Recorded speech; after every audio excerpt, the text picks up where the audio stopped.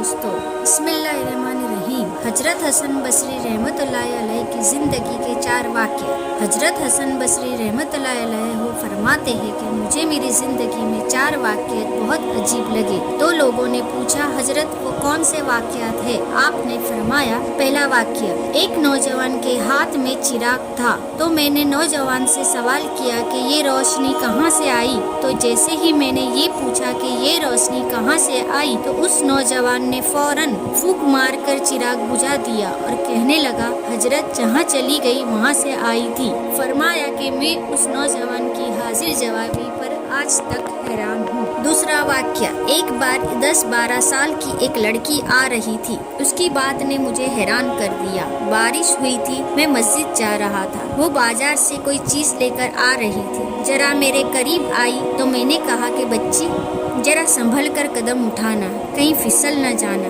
جب میں نے یہ کہا تو اس نے آگے سے جواب دیا حضرت میں پھسل گئی تو مجھے نقصان ہوگا، آپ ذرا سنبھل کر قدم اٹھانا، اگر آپ پھسل گئے قوم کا کیا بنے گا؟ کہنے لگے اس لڑکی کی بات مجھے آج تک یاد ہے، اس لڑکی نے کہا تھا کہ آپ سنبھل کر قدم اٹھانا، اگر آپ پھسل گئے تو قوم کا کیا بنے گا؟ تیسرا واقعہ، ایک بار میں نے ایک ہجڑے کو دیکھا، جب اسے پتا چل گیا کہ میں نے اسے پہچان لیا ہے تو مجھ سے وہ کہنے لگا کہ میرا راز نہ کھولنا، اللہ تعالیٰ قیامت کے دن تمہارا رازوں پر پردہ ڈالیں گے۔ چوتھا واقعہ، ایک آدمی نماز پڑھ رہا تھا، اس کے سامنے ایک عورت روتی ہوئی کھلے چہرے کھلے سر کے ساتھ اس کے آگے سے گزری۔ جب اس نے سلام پھیرا تو اس عورت پر بڑا ناراض ہوا کہ میں نماز پڑھ رہا تھا، تجھے شرم نہیں آئی؟ تجھے دھیان سے نہیں ننگے سر کھلے چہرے کے ساتھ میرے سامنے سے گزر گئی؟